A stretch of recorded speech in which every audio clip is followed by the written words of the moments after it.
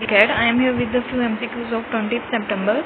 First MCQ is Malpighian tubules are present in cockroach men.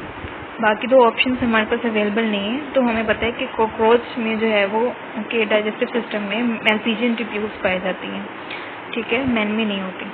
Again damage to which of the following causes death of cell, capsule, cell membrane या cell wall, ठीक है। Capsule जो है वो cell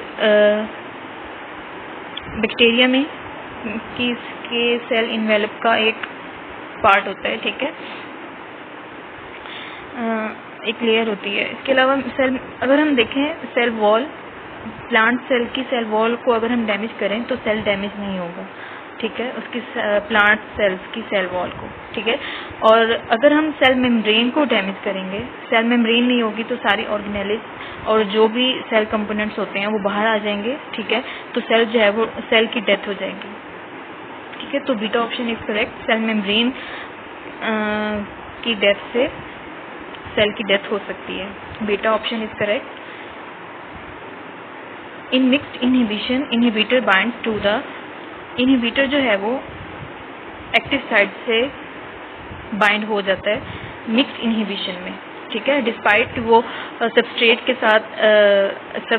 के साथ reaction करता है, यानी डिस्पाइट के सबस्ट्रेट एंजाइम के साथ अटैच है या नहीं। मिक्स्ड इनहिबिशन में इनहिबिटर जो है वो एक्टिव साइट पे रिएक्ट कर जाता है, एक्टिव साइट के ऊपर आ जाता है, ठीक है। नेक्स्ट है विच of the following lake nervous system, तो जेलीफिश एंड साइकॉन, साइकॉन जो है वो स्पॉन्ज है, ठीक है, और साइकॉन में नर्वस सिस्टम नहीं पाया जाता जबकि जेलीफिश में होता है। जेलीफिश में ब्रेन नहीं होता लेकिन उसका नर्वस सिस्टम का एक नेटवर्क होता है। Actin filament is, actin filament जो है वो थिन होता है और मायोसिन फिलामेंट थिक होता है, तो actin filament is thin filament, beta option is correct. In a step up transformer primary coil is slightly dash in length than the secondary coil.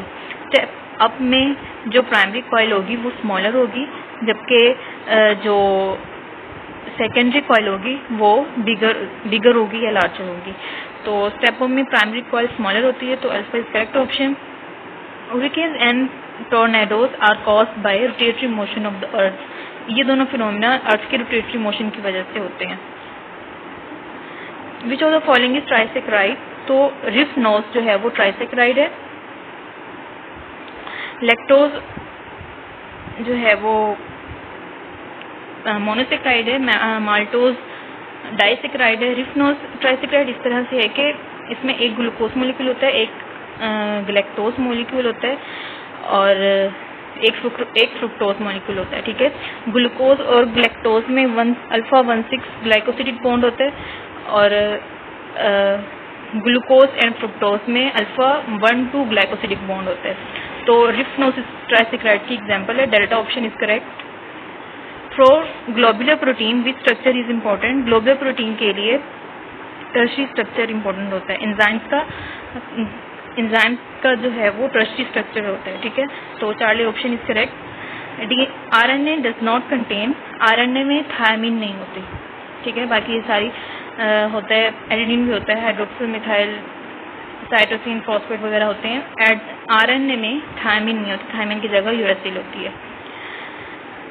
Which of the following store food, तो हमें पता है plastids में leucoplast ऐसे plastids हैं जो food की storage करते हैं, ठीक है।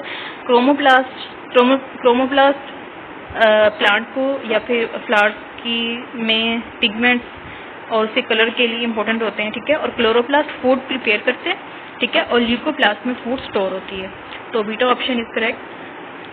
Which can not be hydrolysed, monosaccharides जो हैं वो हाइड्रोलाइज नहीं हो सकते हैं, ठीक है, मोनोसेक्राइड सिंपलेस्ट कार्बोहाइड्रेट्स होते हैं और ये नेक्स्ट डिवाइड नहीं हो सकते, अल्फा ऑप्शन इज करेक्ट।